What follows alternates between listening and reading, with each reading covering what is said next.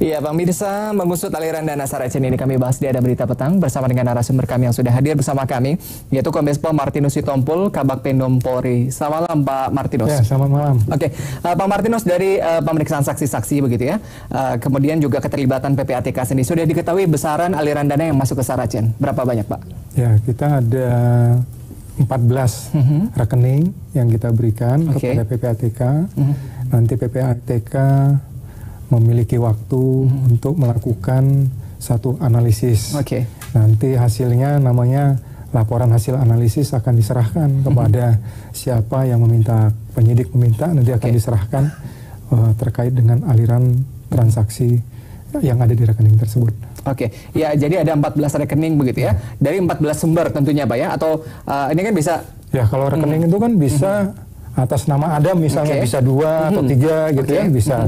Tapi yang 14 ini tentu kita serahkan, nomor rekening tersebut kita serahkan kepada penyidik. Ya, dari pemeriksaan ini kan penyidik sudah melakukan pemeriksaan saksi-saksi sendiri begitu. Apakah pengirim dana begitu ya, aliran yang masuk ke grup Saracen sendiri, apakah bisa diindikasikan bahwa mereka juga pelaku itu atau bagian dari Saracen? Ya, begini. Dalam mengungkap sebuah fakta ya, yang kemudian fakta itu kita namakan fakta hukum, dasarnya fakta hukum lah untuk kita melakukan satu proses penyidikan. Fakta yang terjadi adalah adanya penyebaran informasi-informasi yang sesat atau hoax, bohong, kemudian adanya penyebaran berita-berita berisi ujaran kebencian. Nah, 2 tersangka di awal Februari dan awal Agustus itu adalah mereka yang masuk dalam jaringan ini ya, yang kemudian kita golongkan, ada mereka yang memproduksi, kemudian ada yang mendistribusi, kemudian ada yang menjadi follower pengikutnya, simpatisannya. Nah, mereka yang memproduksi ini yang namanya Jasriyadi ini ya, kemudian mereka yang masuk dalam distribusi ini adalah mereka-mereka seperti Tonong, terus kemudian Sri Rahayu, dan termasuk yang terakhir yang ditangkap di Pekanbaru adalah Harsono. Nah, mereka ini masih karena masif ya, mereka melakukan penyebaran, kita tangkap. Nah, penangkapan terakhir ini terkait dengan ada webnya. Dalam web itu dirubah, Saracen web, saracennews.com itu mereka rubah menjadi NKRI. Demikian juga Jasriyadi sebelumnya tanggal 7 merubah akunnya si Sri Rahayu. Ini adalah fakta hukum yang kemudian kita proses, yang kemudian ternyata tidak berhenti di sini saja kegiatan mereka. Ada 14 rekening kita temukan, ada sekitar 200 lebih gigabyte yang perlu kita ekstraksi. Tadi belum disebutkan berapa sih aliran yang masuk gitu, besaran aliran dana yang masuk ke Saracen? Kalau seperti itu kan harus kita tunggu PPATK. Penyidik kan tidak bisa untuk membuka itu, kan nggak bisa karena ada teknologi tersendiri untuk itu. Yang itu ada PPATK. Nah, saya ingin katakan tadi awal saya cerita seperti itu untuk menjelaskan latar belakang. Nah, mereka mengujaran kebencian itu, kemudian ada rekening. Ada hubungan apa ini? Nah, disitulah makanya kita memeriksakan rekening. Jadi yang kita ungkap adalah 3 hal. Bagaimana kita mengekstrasi 200-an lebih gigabyte itu, mengekstrasi itu pekerjaan tidak mudah, Mas Adam. Karena kita harus kelompok-kelompokkan, mengklasifikasi, mendownload satu persatu supaya lihat. Ini menjadi trending topic juga Saracen sendiri. Bisa dijelaskan secara detail gitu sebenarnya bagaimana sih cara kerja dari grup medsos Saracen ini? Apakah membuat akun palsu atau juga membajak akun yang ada? Ya, tadi saya sudah jelaskan mereka terdiri dari 3 golongan tadi. Adalah golongan yang merupakan golongan inti, mereka yang memproduksi. Apa yang dia produksi? Yang dia produksi adalah ujaran kebencian. Kepada siapa? Dia lihat tokoh-tokoh. Nah, kemudian ujaran kebencian terhadap suku, agama, ras tertentu. Ini fakta, mereka melakukannya. Yang kedua demikian juga, dan yang ketiga juga follower. Cara mereka itu adalah kita pun bisa menjadi follower di situ. Kenapa? Karena kita ikut menyebarkan. Dia dengan caranya membajak, menghack, dia masuk kepada akun kita. Caranya dia mengaku dari platform. Platform itu adalah perusahaan itu, ya misalnya Facebook, dia mengaku sebagai Facebook, minta data diri kita. Nah, begitu kita minta data diri, masuklah dia tentu kelihatan passwordnya di situ, masuklah dia dan dia seakan-akan adalah kita yang kemudian dia memberikan informasi-informasi meme-meme yang mereka buat itu, masuklah mereka ke sana.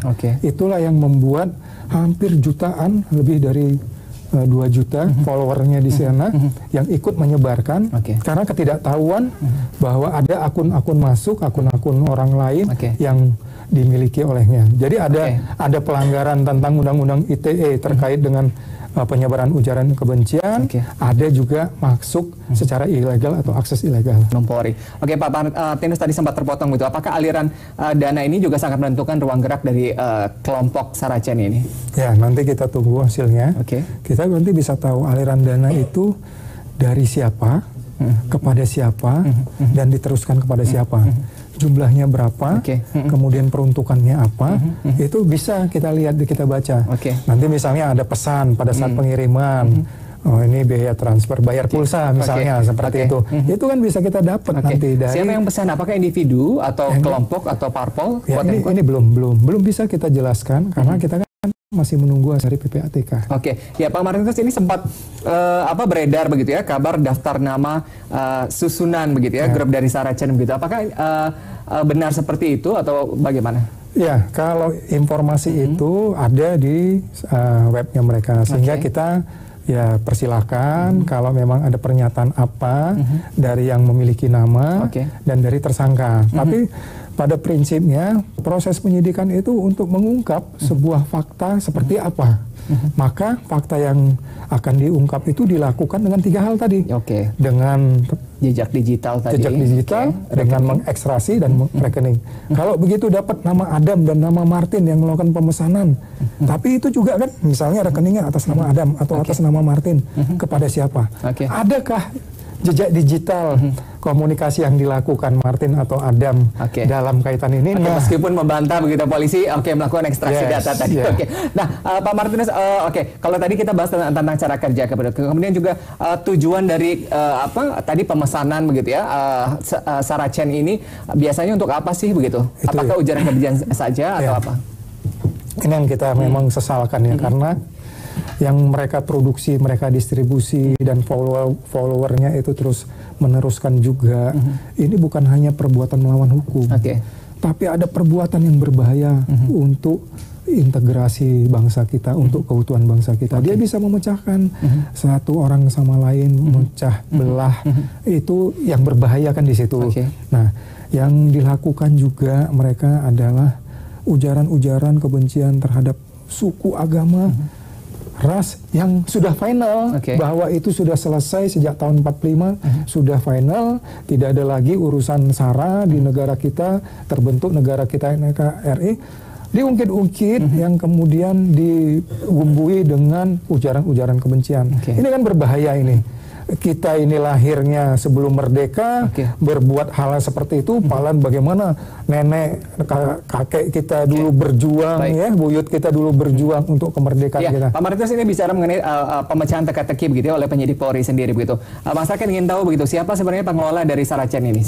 Ya, kalau dalam sebuah Facebook itu membuat sebuah grup, itu di situ ada kewajiban siapa foundernya namanya, foundernya itu yaitu adalah si MAH yang ada di Pekanbaru. Nah, Jas ini tersangka yang ditangkap sebelumnya itu juga merupakan kelompok pendirinya ya, yang kemudian menjadi admin. Mereka, cara kerja mereka kan begini. Misalnya sekali lagi ini Mas Adam punya grup WA dari sekolah yang ya misalnya Semansa ya, Semansa SMA Negeri 1 gitu ya. Ada berapa jumlahnya dari tahun 65 sampai tahun 2017. Jumlahnya besar yang kemudian inilah yang mereka lakukan, masuk ke akun tersebut. Di situ mereka mengaku mengatasnamakan seseorang yang kemudian dia bahkan bisa menjadi admin yang bisa mengatur komunikasi di sana. Nah, ini kan sungguh sangat berbahaya. Nah untuk memecahnya begitu, siapa sih sebenarnya di balik Saracen ini? Apa begitu? Titik terangnya begitu? Ya, kita belum bisa karena ini kan masih berproses dan misalnya pun ada informasi tentang siapa dan apa. Kapan Pak Martinus ini bisa diungkap tuntas begitu? Berapa banyak aliran dana yang masuk ke siapa dan apa, terus berapa jumlah rekening, berapa nilainya. Ini adalah substansi penyidikan. Undang-Undang 14 tahun 2008 tentang keterbukaan informasi. Tidak semua informasi bisa dibuka. Ada informasi-informasi yang dikecualikan, termasuk informasi dalam proses penyidikan. Maka sebenarnya Humas Polri, kemudian para Kapolres, pimpinan satu daerah itu sangat baik sebenarnya ya memberikan informasi-informasi setiap perkembangan. Walau Undang-Undang 14 tahun 2008 tentang keterbukaan informasi itu membatasinya. Ya, jadi nggak sih ada nuansa politik di balik Saracen? Kami tidak melihat bahwa apakah ada nuansa politik, apa ada nuansa ekonomi. Kami murni proses penegakan hukum. Baik, Pak Martinus, terima kasih bersama kami di Ada Berita.